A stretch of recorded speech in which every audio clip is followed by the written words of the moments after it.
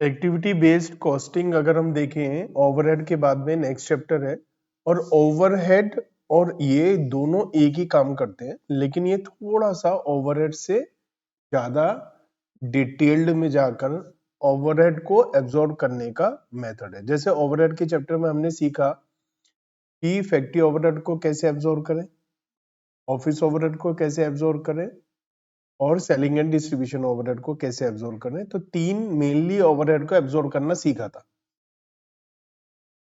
वो ये कहता है ओवरहेड का चैप्टर की सिंगल रेट, ब्लैंकेट रेट अच्छा नहीं है कि आप पूरे बिजनेस में तीन डिपार्टमेंट है तो तीनों डिपार्टमेंट का एक ही रेट मत लीजिए, तीनों डिपार्टमेंट का अलग अलग रेट लीजिए, है ना।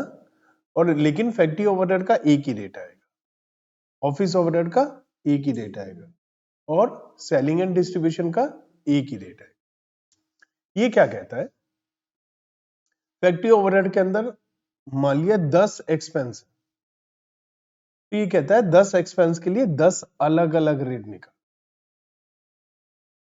मतलब और ज्यादा डिटेल्ड में। बस वही है, सब कुछ वही है, आप बिल्कुल भी टेंशन न लें, आपको ऑलरेडी आता है ये चैप्टर। जैसे फैक्ट्री ओवरहेड है उसमें 15 एक्सपेंस है, तो 15 एक्सपेंस के लिए अलग अलग 15 बेसिस लेके 15 ओवरहेड एब्जॉर्प्शन रेट निकालनी है, और वो हमें अप्लाई करना है। बस तीन डिपार्टमेंट है तो तीनों डिपार्टमेंट की अलग अलग, एक डिपार्टमेंट है तो एक, तो ये और ज्यादा डिटेल्ड है, बस और कुछ भी नहीं है। तो जैसा नाम है एक्टिविटी बेस्ड कॉस्टिंग, एक्टिविटी के हिसाब से हम अपनी कॉस्ट को रिकवर करें, लिखेंगे। तो कन्वेंशनल सिस्टम है हमारा ओवरहेड, और ओवरहेड में हम लोग क्या करते हैं मेनली, जैसे फैक्ट्री ओवरहेड को हम डायरेक्ट लेबर पर बेस लेकर के हम फैक्ट्री के ओवरहेड एब्जॉर्ब कर लेते हैं, लेकिन ये क्या रखा है कि इसके अंदर केवल डायरेक्ट लेबर ही बहुत ऐसा, मतलब अच्छा तो है, लेकिन उसके बेस पर पूरा एक्सपेंस लेना वो कोई ज्यादा समझदारी का काम नहीं है। तो एक्टिविटी बेस्ड कॉस्टिंग में हम लोग क्या करते हैं कि यहाँ पर हम हर एक कॉस्ट को, हर एक एक्टिविटी की कॉस्ट को उस अलग से बेसिस निकालते हैं, अपोर्शनमेंट और एब्जॉर्प्शन मतलब असाइनमेंट वगैरह एब्जॉर्ब करने के लिए हर एक एक्सपेंस को अलग बेसिस लेते हैं। तो ये एक ऐसी अप्रोच है जहां पर costing and monitoring of the activity which involve tracing resources consumption and costing final outputs. Resources are assigned to activities and activities to cost pool, ये सब डेफिनेशंस दे रखी है। आपको मैंने असली में समझाया कि हर एक्सपेंस के लिए एक अलग एब्जॉर्प्शन रेट निकलेगी, अलग बेसिस होगा। तो ये कह रखे हैं इनएडुकेट ट्रेडिशनल कॉस्टिंग जो हम कर रहे हैं पिछले चैप्टर में सीखा, वो अच्छा नहीं है। रीजन क्या है कि कन्वेंशनल कॉस्टिंग में हम कन्वीनियंट ओवरहेड रिकवरी मेथड अपनाते हैं। ये कह रखा है कि हम एक ब्लैंकेट ओवरहेड रिकवरी रेट लगा रहे हैं जिसमें हम सारा एक्सपेंस एक साथ ले रहे हैं, फिक्स्ड एक्सपेंस भी उसके अंदर है, वेरिएबल एक्सपेंसेस भी उसके अंदर है, और सभी हम एक ही बेसिस से एब्जॉर्ब कर रहे हैं, जो ठीक नहीं है। अगर कंपनी मैन्युफैक्चरिंग है और मल्टीपल प्रोडक्ट्स बेचती है, तो उन्हें जो डिसीजन लेना होता है प्राइसिंग से related, processing, technology, product mix, तो उसके लिए ट्रेडिशनल सिस्टम से डिटेल्ड में इंफॉर्मेशन लेना थोड़ा सा मुश्किल हो जाता है। और यहां लिखा है कि कॉस्ट स्ट्रक्चर इज चेंजिंग।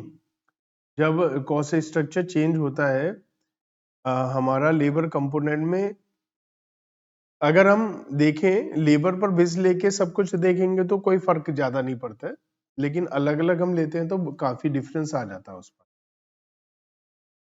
तो यही सारी बातें इसमें बता रखी है। तो in order to overcome the inadequacy of traditional method, तो एब्जॉर्प्शन ऑफ इनडायरेक्ट कॉस्ट के लिए हम लोग एबीसी एक्टिविटी बेस्ड कॉस्टिंग को रिसर्च करके नया निकाला गया, और इसके हिसाब से हम सभी एक्सपेंसेस को रिकवर करेंगे।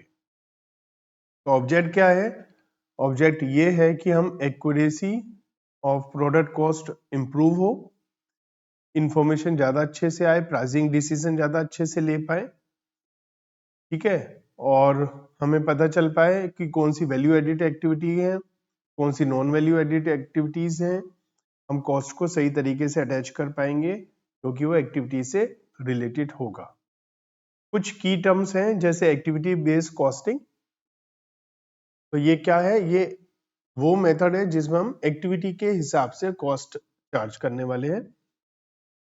कॉस्ट ड्राइवर, कॉस्ट ड्राइवर क्या है? डिफरेंट टाइप ऑफ एक्टिविटी जहां पर कॉस्ट होती है उसे हम क्या बोलते हैं? Cost driver. It is activity which generate cost. तो ये कॉस्ट ड्राइवर्स है। Cost object, it is the reason for performing the activity, हम क्यों एक्टिविटी कर रहे हैं। कॉस्ट पूल, ये एक्टिविटी है हर एक प्रोडक्ट से रिलेटेड। मतलब आप है ना, ये सारे टर्म्स पर ना भी जाए कोई टेंशन नहीं है, आपको वही करना है जो आपने ओवरहेड के चैप्टर में किया है। इनकी टेक्निकल टर्म से लगेगा ये पता नहीं कितना मुश्किल है, क्या क्या हो रहा है, इससे कई बच्चे घबरा भी जाते हैं। इसमें हमें कोई टेंशन नहीं लेनी है, बहुत ही सिंपल है। क्या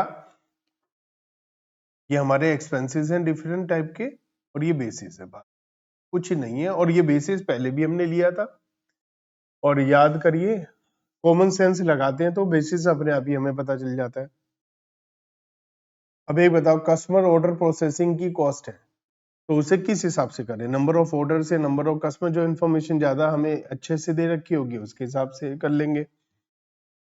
मटेरियल एक्विजिशन तो कितनी डिलीवरीज हैं, कितनी रिसीट्स हैं। इंस्पेक्शन है तो number of inspection. Production control है तो प्रोडक्ट नंबर ऑफ यूनिट्स वगैरह, तो ये सब हम देख लेंगे। मेंटेनेंस है तो कितनी बार मेंटेनेंस हुआ, कितनी यूनिट्स हैं, तो ये सब कॉमन सेंस से अपने आप ही आपको पता चल जाए। स्टेप्स सब वही है जो हमने ओवरहेड में करे थे। मैं सीधा एक क्वेश्चन कराता हूँ, आप कहेंगे ये तो बहुत ही ज्यादा सिंपल, आपको बड़े आराम से सीधा सीधा समझ में आ जाएगा। ये जो दुनिया भर के खर्च स्टेप्स दे रखे हैं, आपको बिल्कुल भी कोई घबराने की जरूरत नहीं है। बहुत ही सिंपल तरीके से हम क्वेश्चन करेंगे और आप कहेंगे ये बहुत ही आसान है। क्वेश्चन नंबर 1 देखते हैं। MST Limited has collected the following data for the two activities. It calculates activity cost based on the cost driver capacity. Activity क्या? एक पावर है, एक क्वालिटी इंस्पेक्शन है, ठीक है। तो ये एक्टिविटी है। कॉस्ट ड्राइवर मतलब क्या बेसिस लेना है आपको, तो पावर को किलोवाट आवर्स के बेसिस पर लेना है, क्वालिटी इंस्पेक्शन को नंबर ऑफ इंस्पेक्शन के बेसिस पर चार्ज करना है आपको, ठीक है। इतनी आपकी यूनिट्स हैं और इतना आपका कॉस्ट है, ठीक है। 3 प्रोडक्ट बनते हैं MST, ठीक है। और कितने कितने यूज कर रहे हैं ये चीजें, ये बता दिया हमें। Required, calculate the cost allocated to each product from each activity, calculate the cost of unused capacity, discuss the factor the management consider in choosing a capacity level to compute the budgeted fixed overhead rate। तो हमसे 3 बात पूछिए। First है, हमसे बोला गया है कि आप बताइए कि कॉस्ट कितनी आ रही है हर एक प्रोडक्ट में, हर एक एक्टिविटी। सबसे पहले हम लोगों को क्या निकालना है? जो हम एब्जॉर्प्शन रेट निकालते थे ओवरहेड का, factory overhead absorption, office overhead absorption rate. लेकिन यहां पर हमें क्या लेना है? हमें यहां पर लेना है पर एक्टिविटी के हिसाब से। तो इसे क्या बोलते हैं हम? कंप्यूटेशन, देखिए, computation of cost driver rates, वही एब्जॉर्प्शन रेट। तो फर्स्ट हमारी एक्टिविटी क्या है? पावर। पावर को लोग लेते हैं, पावर किस पर बेस्ड है? किलोवाट आवर्स, ठीक है। तो क्या रेट हो जाएगा? एब्जॉर्प्शन रेट क्या आ जाएगा? 2 लाख डिवाइड बाय 50,000 आवर्स, क्या आ गया? 4 रुपीज पर किलोवाट आवर। ये हमारा एब्जॉर्प्शन रेट। जैसे हम पूरे फैक्ट्री ओवरहेड एब्जॉर्प्शन रेट लेते थे, ऐसे हमने एक चीज का एब्जॉर्प्शन रेट ले लिया, बस यही करना है हमें। दूसरा लेते हैं, सेकंड है quality inspection.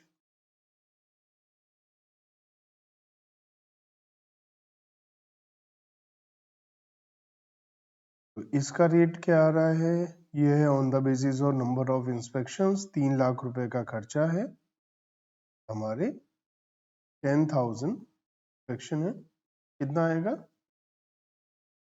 30 rupees per inspection, expense आ गया। ठीक है, हमसे बोला कि आप बताइए हर एक प्रोडक्ट में कितना एक्सपेंस आएगा, तो प्रोडक्ट एम एस की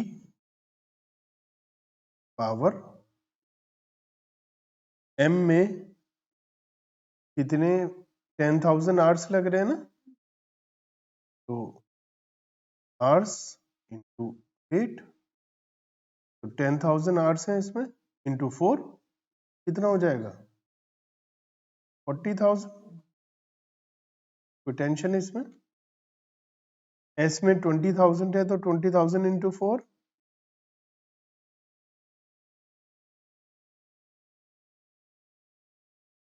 और टी में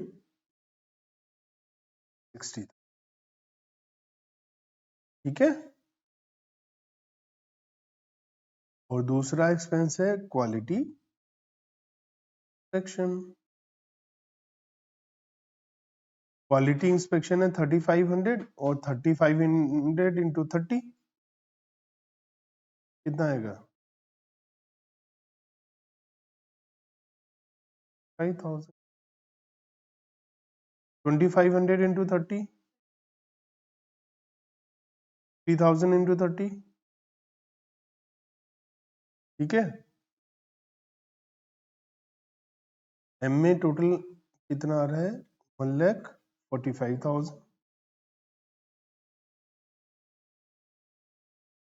इसमें 1,50,000, इसमें 1,50,000। यहां तक देखिए पहले। सेकंड में बोला है, ए पार्ट का आंसर आ गया ये। बी पार्ट में बोला है कि unused capacity, cost of unused capacity. तो ये जो हमारा कॉस्ट आया है, ये total M S O T का कितना एक्सपेंस आया है 40, 80 और 60, 1,80,000, और ये 2,70,000 ना, टोटल 4,50,000। अगर हम देखें तो ये टोटल कॉस्ट 5 लाख है। 5 लाख में से हमने 4,50,000 की कॉस्ट एमएसटी से चार्ज कर दी है। जो चार्ज नहीं हुई वो क्या है अनयूज कैपेसिटी। तो अनयूज्ड कैपेसिटी पावर की कितनी है 180 है, यूज करी हुई 2 लाख टोटल है, तो कितनी हो गई 2,80,000। ठीक है, ये आंसर है बी का। और 3 लाख में से 270 यूज हो गया 3,000,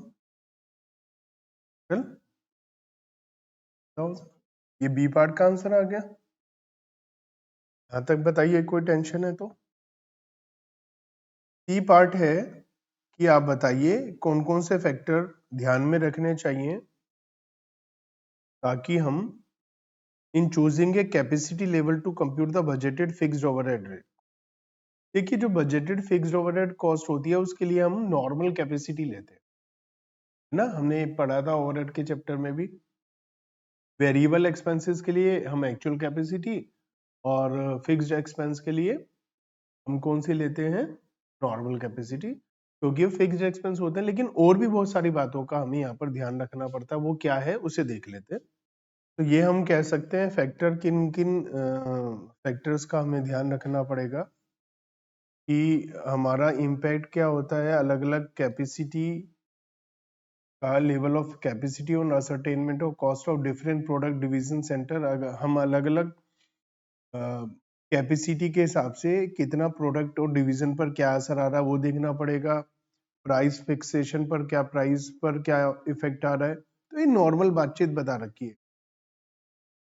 प्रोडक्ट वाइज परफॉर्मेंस पर, चेंजेस फाइनेंशियल स्टेटमेंट पर, ब्रेक इवन पर, कंप्यूटेशन ऑफ आइडल कैपेसिटी, मतलब सारी बातें लिखी। तो थ्योरेटिकल कितने नंबर का क्वेश्चन है उस हिसाब से आपको देखना होगा। इन केस एक आध नंबर का है पॉइंट तो आपको जनरल बातचीत लिखनी है, नहीं तो 2-4 पॉइंट। मेन जो बात है वो ये है एक्टिविटी बेस्ड कॉस्टिंग में कि हम एक्सपेंस को कैसे चार्ज करें, कैसे एब्जॉर्ब करें।